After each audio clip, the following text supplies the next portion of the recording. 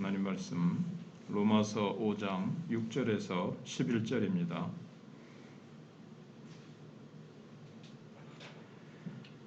우리가 아직 연약할 때에 기약대로 그리스도께서 경건하지 않은 자를 위하여 죽으셨도다.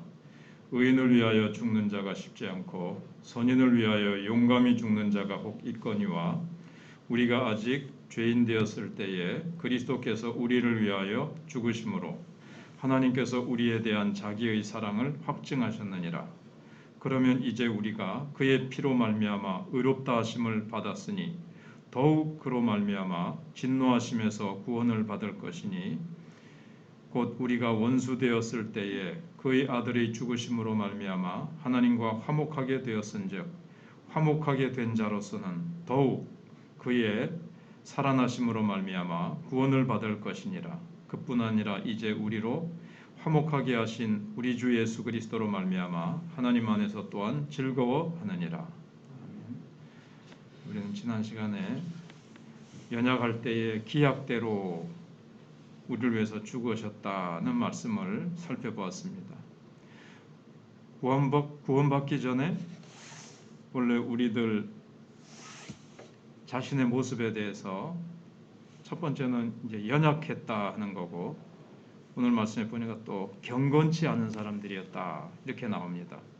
경건치 않다, 이제 경건하다는 것은 하나님을 닮았다. 원어에 보면 이제 그렇게 되어 있습니다. 영어 성경 같은데 보면 이제 원어를 따라서 경건한 게 뭐냐? 하나님을 닮았다.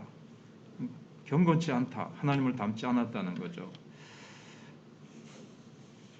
원래는 우리가 하나님의 형상대로 지음을 받았는데 모든 사람이 죄를 범하였음에 하나님의 영광에 이르지 못하였다. 우리는 하나님의 영광스러운 부분이 있었습니다. 하나님의 형상대로 창조함을 받았기 때문에. 그리고 또 우리는 하나님의 영광을 반영하는 존재여야 하고 하나님의 영광을 위해서 살아야 되고, 그런데 경건치 않다는 것은 이 하나님의 영광을 많이 범죄함으로 말미암아 이게 많이 훼손됐다는 거죠. 하나님의 형상대로 만들어지고 사람 속에는 하나님의 영광에 속한 뭔가가 참 가득 담겨 있었었는데 죄의 결과로 하나님의 영광에 이르지 못하게 됐다. 만물의 영장으로 지어졌기 때문에 피조물 가운데 가장 뛰어난 존재로 하나님이 만드신 작품 가운데 가장 뛰어나고 영광스럽게 만들어졌는데 이게 범죄했을 때 아주 무섭도록 손상이 되어 버렸습니다. 그리고 인간이 하나님의 형상대로 지어진 존재라는 것도 지금 예수 안 믿는 사람들은 다 그 사실을 모르고 그렇게 영광스러운 자리에 있었다는 것도, 하나님의 형상대로 지음받았던 것도 다 지금은 기억도 못하고 다 잊혀져 버렸습니다. 이게 이제 인간이 처한 비극적인 사실입니다. 하나님조차도 완전히 잊어버리고 하나님도 부인하고 하나님을 향해서 적극적으로 적대하는 원수관계에 된 것, 이게 이제 인간의 죄의 가장 이제 비참함을, 또 죄의 가장 극악성을 아주 적나라하게 보여주는 겁니다. 뭐 살인하고 도적질하고 이런 죄는 하나의 죄의 열매고 증상이고, 죄는 하나님을 부인하고 하나님과 분리되어 있는 상태가 죄의 상태 아닙니까?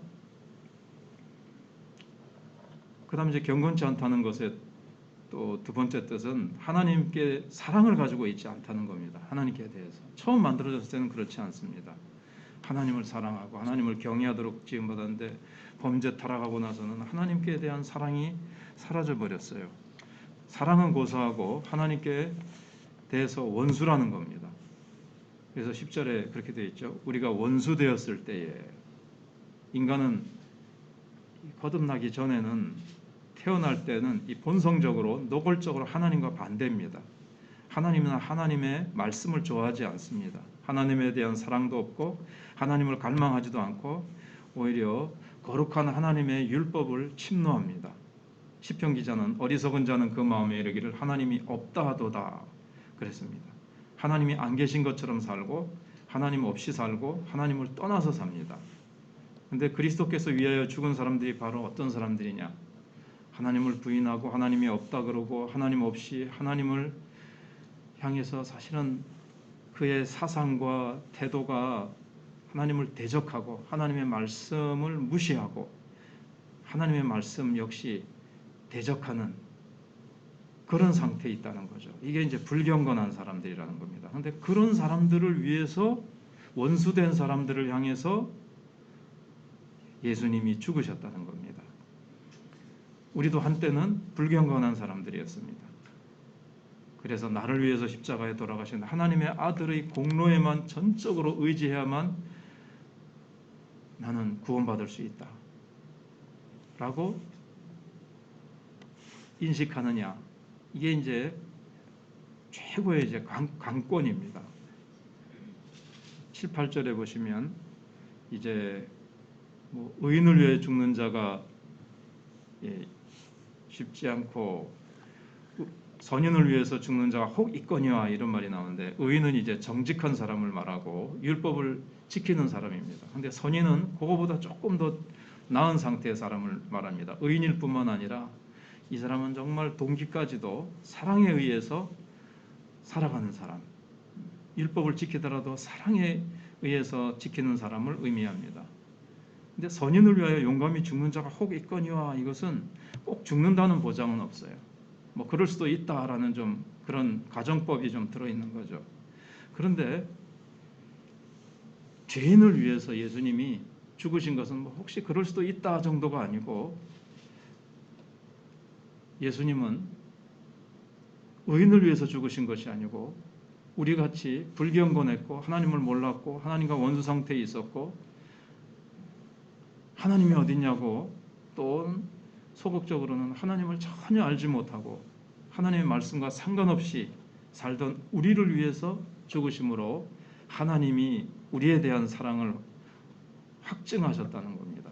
입증하셨고 십자가를 통해서, 십자가의 그 죽으심을 통해서 명명백백하게 내가 너를 사랑하노라, 우리 각자의 이름을 로마서 우리가 너무나도 잘 아는 5장 8절에 나의 이름 넣으면서 나를 위해서 죽으심으로 나에 대한 하나님의 사랑을 증명하셨다는 겁니다. 죽기까지 내가 너를 사랑하노라.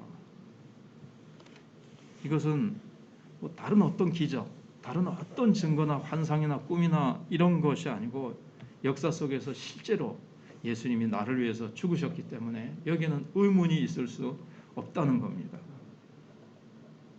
우리는 확실히 선인이 아니었습니다. 의인도 아니었습니다. 경건치 않은 자들이었습니다. 그리고 죄인들이었습니다. 우리가 너무나 잘 아는 대로 내가 의인을 부르러 온 것이 아니라 죄인을 부르러 왔노라. 우리는 하나님 앞에서 경건치 않았다는 것은 사랑받을 만한 아무것도 없었다는 거예요. 사랑스럽고 착하고 뭐 의롭고 사랑받을 만한 빛나는 어떤 것이 우리 속에 조금이라도 있었기 때문에 그걸 보시고 하셨나? 그게 아니라는 겁니다. 사랑받을 만한 것은 전혀 없었고 죄에 대한 책임만 가득했고, 우리는 율법 앞에서 송사를 받고 있었습니다. 하나님의 거룩한 진노가 내가 지은 그 죄 때문에, 나는 사랑하시지만, 죄인은 사랑하시지만 우리가 갖고 있는 그 죄 때문에 진노를 받기에 합당한 사람이었습니다. 그런데 그리스도께서 그런 죄인된 나를 위해서 죽으셨다는 겁니다. 그래서 하나님의 사랑을 철저하게 이해하는 사람은 바로 내가 얼마나 큰 죄를 용서받았나 이걸 깨닫는 사람이에요. 그래서 예수님이 바리새인 시몬의 집에서 초청을 받아서 가 있을 때 동네에 그 죄 많은 여인이 와가지고 눈물로 발을 씻기고 머리털로 눈물로 씻기고 향유를 부어드렸을 때 예수님이 그런 말씀하셨죠. 많이 용서함을 받은 사람이 주님을 많이 사랑한다. 적게 용서받은 사람은 적게 사랑한다. 적게 용서받은 게 아니죠, 사실은. 예수님 말씀하시냐면은 용서받은 것이 적다고 느끼는 사람은 조금밖에 사랑할 수밖에 없고, 내 억만 죄를, 흉악한 나의 죄를 용서해 주셨다고 그걸 많이 느끼는 사람일수록, 많이 깨닫는 사람일수록 주님을 많이 사랑한다는 겁니다. 사실은 조금밖에 용서 못 받은 게 아니죠. 내 죄는 조금이야. 나는 요만큼만 용서받아도 될 만큼 나는 그래도 좀 의인이야. 시몬이 이제 그랬다는 거죠. 그러니까 적게 사랑하는 거예요. 그러니까 예수님이 오실 때 발 씻을 물도 안 내드리고 머리에 향유도 기름을 귀한 손님이 오면 향유를 적어도 조금이라도 부어드리거든요. 근데 마리아는 나중에 이제 마리아라고 보통 얘기를 하죠. 그 죄 많은 여인은 눈물로 발을 씻겨드리고 자기의 전 재산인 향유 옷값 깨뜨려서 전부 다 부어드려도 아깝지 않은 거예요. 내 그 모든 죄를 다 사해 주시고 이 예수라는 분은 나를 그 죄와 사망에서 능히 건져주실 수 있는 분이라는 것을 깨달았고 자기의 그 큰 빚을 갚아주신 분이신데 능히 갚아주시고 구원해 주실 분이신데 내 모든 것이 뭐가 아까우랴 다 이제 내어드린 거죠. 그래서 결국 내가 얼마만큼 죄 용서 받았느냐가 주님에 대한 사랑으로 나타나게 돼 있고 내 것을 주님께 아까워서 드리지 못하고 인색하고 시몬처럼 그렇게 하는 사람은 내 죄 용서 받았다는 것이 별로 많지 않다는 것이고 자기는 뭐 굉장히 어렵게 살았기 때문에 내 죄는 뭐 그리 많지 않다 이렇게 될 때 이제 그렇게 되는 겁니다. 자기의 부족과 영적인 궁핍함을 보지 못했던 거죠. 근데 우리는 하나님의 사랑에 대한 증거가 바로 십자가에서 나타났으니 우리는 불경건했고 연약했고 죄인이었습니다. 그러나 하나님께서 당신의 독생자 주 예수 그리스도를 나를 위해 세상에 보내주셨고 그것도 치욕스러운 십자가의 죽음을 당하게 하셨습니다. 우리의 구원이라는 것이 전적으로 대가 없이 거저 값 없이 100% 전적인 하나님의 무한한 은혜로 받게 되었다는 것. 이게 하나님의 사랑의 무한성이 아니겠습니까? 구원은 어떤 면에서라도 우리에게 달려있지 않습니다. 우리에게 조금이라도 나는 90% 해줄 테니까 10%는 네가 해라. 그 10%도 우리는 감당할 수 없습니다. 100% 전적인 은혜로 해주시지 않으시면 우리는 구원받을 수 없는 존재입니다. 10%는 나는 변할 수 있어요. 근데 하나님은 변치 않으십니다. 내가 만일 지금 하나님의 사랑의 품 안에 있다면 우리는 언제나 영원토록 주님의 품 안에 있게 됩니다. 주님은 변치 않으시기 때문에 그리스도를 믿는 나를 사랑의 품 안에 안고 계시기 때문에 하나님은 변치 아니하심으로 나는 언제나 사랑의 총의 눈으로 나를 바라보시고 나를 언제나 사랑의 품으로 안으시고 언제나 하나님이 나를 위하시니 바울처럼 누가 나를 대적하리요 어렵다 하신 분은 하나님이시니 누가 나를 송사하리요 이런 하나님의 놀라운 사랑을 받고 바울처럼 위대하게 외치며 담대하게 나갈 수 있는 우리가 되어야 되겠습니다.